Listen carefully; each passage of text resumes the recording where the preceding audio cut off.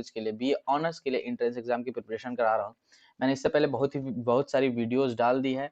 अगर अभी तक आपने नहीं देखा है तो इस चैनल के पेज पे जाकर आप वीडियोस को देख सकते हैं। जो प्लेलिस्ट में है जवाहरलाल नेहरू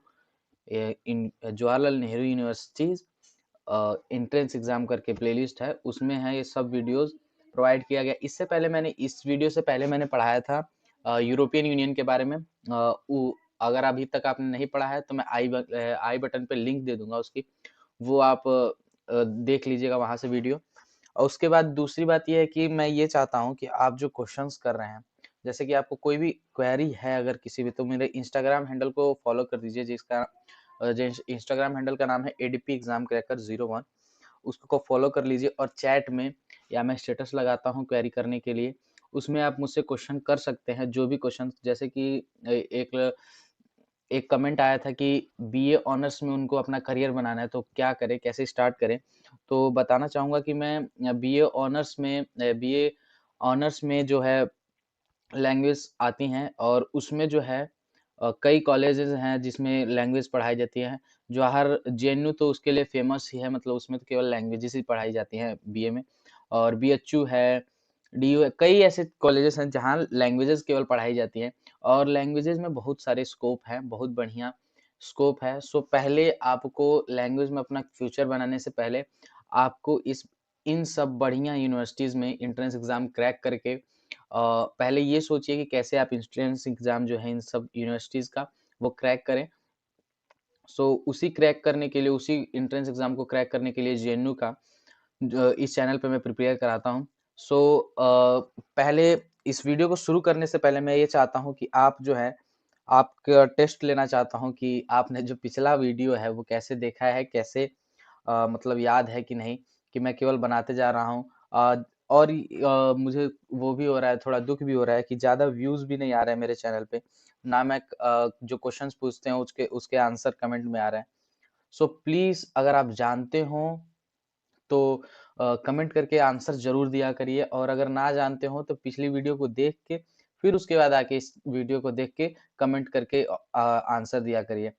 ठीक है? तो शुरू करने से पहले जो 3 क्वेश्चंस जो हैं जो पिछली वीडियो से हैं वो हैं, पिछली वीडियो मैंने बनाई थी यूरोपियन यूनियन के ऊपर। सो 3 क्वेश्चन उसी में से हैं। पहला क्वेश्चन है how many nations are member of European Union. सबसे आसान क्वेश्चन, सबसे पहली लाइन में मैंने यूरोपियन यूनियन में जब पढ़ाया था, सबसे पहली लाइन में बताया था कि यूरोपियन यूनियन के कितने नेशंस जो हैं वो मेंबर हैं, वो बताना है। सेकंड क्वेश्चन है कि ट्रीटी ऑफ लिस्बन कब हुई थी, when the treaty of Lisbon held. Treaty of Lisbon कब हुई थी? मैंने आपको बताया था कि जो यूरोपियन यूनियन का गठन हुआ था, कई ट्रीटियों को मिलाकर कई ट्रीटी हुई, उसके बाद यूरोपियन यूनियन के कई ऑर्गेनाइजेशन गठन हुए, तब उसके बाद जाके यूरोपियन यूनियन गठन हुई। उसी तरह तो उसमें बताना है ट्रीटी ऑफ लिस्बन कब हेल्ड हुई, इसका ईयर बता दीजिएगा केवल। फिर थर्ड क्वेश्चन है कि 7 जो थे प्रिंसिपल ऑर्गेनाइजेशन थी यूरोपियन यूनियन की, उसमें से एक जो ऑर्गेनाइजेशन थी the court justice of European union, उसका हेडक्वार्टर कहाँ पर है?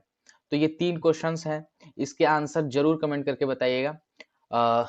इससे मुझे ये पता चलता है कि आपने पिछली वीडियो बढ़िया से देखी है। और अब आज का टॉपिक शुरू करते हैं। आज का टॉपिक है हमारा इराक। आज का जो टॉपिक है वो है इराक। इराक आप देख लीजिए, वर्ल्ड मैप है, वर्ल्ड मैप में ये जो रेड कलर का है यह इराक है।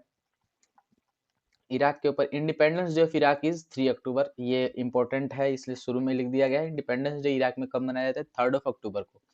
ठीक है, आगे चलते हैं। आगे क्या है, जैसे कि आप कई कंट्रीज के जानते होंगे ऑफिशियल नेम, वैसे ही इसका भी ऑफिशियल नेम है रिपब्लिक ऑफ इराक, क्योंकि यहाँ पे कॉन्स्टिट्यूशन है, यहाँ पे कॉन्स्टिट्यूशन के हिसाब से सरकारें चलती हैं, इस वजह से ये क्या है, इसका नाम है रिपब्लिक ऑफ इराक।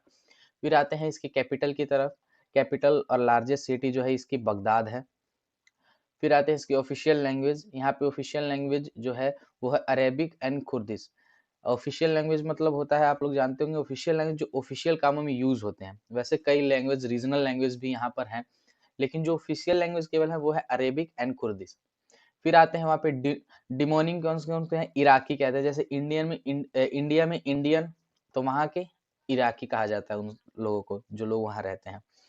ठीक है, यहाँ की गवर्नमेंट कैसी है, भारत की गवर्नमेंट कैसी है, वैसे ही वहाँ की गवर्नमेंट कैसी है, फेडरल पार्लियामेंट, कॉन्स्टिट्यूशनल रिपब्लिक। ठीक है, फिर आते इंडिपेंडेंस फ्रॉम यूके, जैसे कि मैंने आपको फर्स्ट ही लाइन में बताया कि इंडिपेंडेंस जो इराक इज 3 अक्टूबर, वैसे ही जैसे कि इंडिया जो है वो भी जब आज़ाद हुआ अंग्रेजों से तो वो 15 ऑफ अगस्त 1947 में, उसी तरह ये भी यूके से आज़ाद हुआ 3 ऑफ अक्टूबर 1932 में। सो इस वजह से उनका इंडिपेंडेंस है 3 ऑफ अक्टूबर 1932। 3 ऑफ अक्टूबर को इंडिपेंडेंस डे मनाया जाता है और कब वो आज़ाद हुआ? 1932 में। भारत में भी रिपब्लिक डिक्लेयर्ड हो गया था, मतलब रिपब्लिक हो गया था, रिपब्लिक डे जब मनाया जाता है।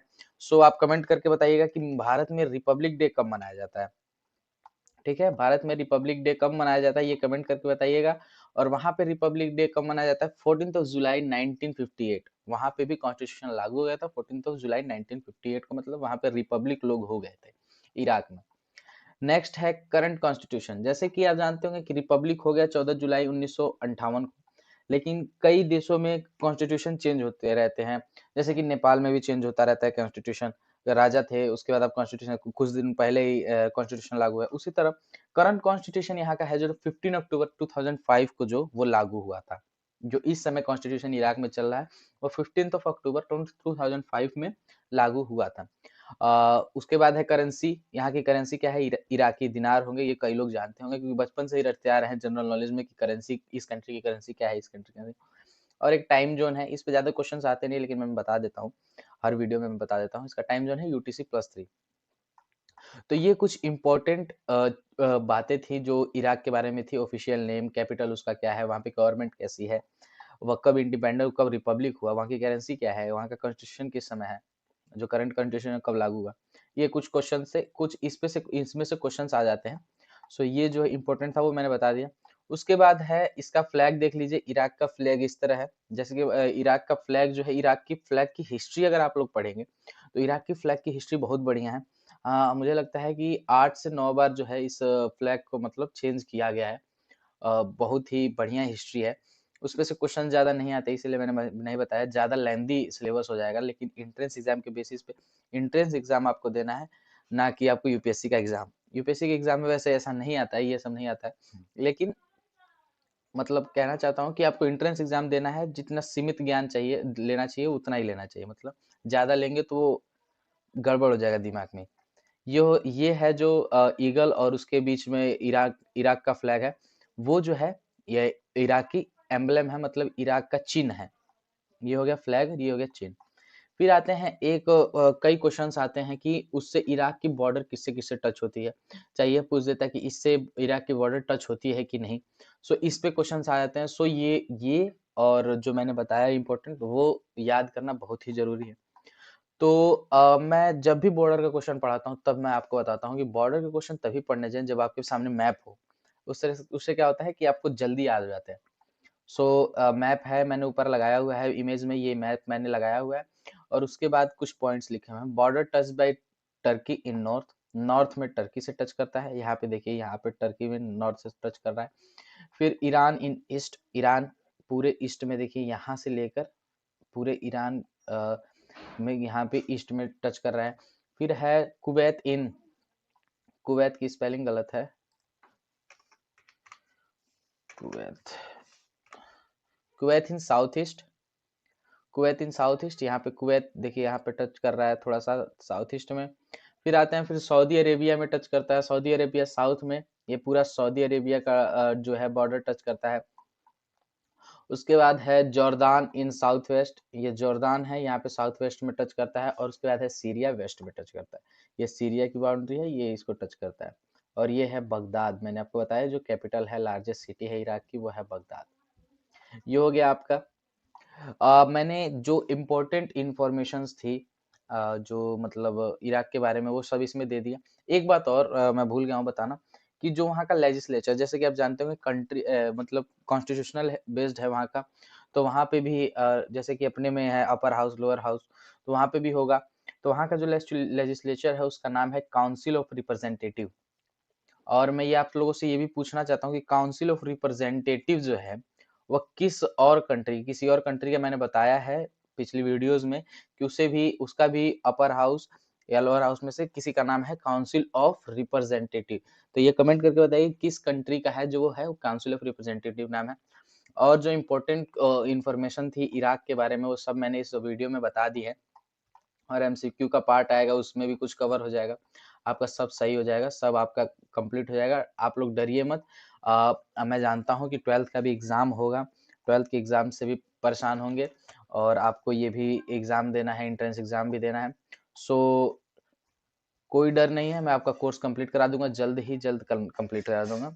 फरवरी से मार्च तक जाते जाते आपका कोर्स पूरा कंप्लीट हो जाएगा, क्योंकि अब कुछ ही कंट्री बची है, हमको लग रहा है 2 से 3 कंट्रीज बची हैं और उसके बाद आपका इंग्लिश का कोर्स कंप्लीट कराना है और उसके बाद फिर एमसीक्यू के केवल बाइलिंगुअल सीरीज आएंगे, जिससे कि आपका क्वेश्चंस तैयार हो जाएंगे, एमसीक्यू के क्वेश्चंस तैयार हो जाएंगे।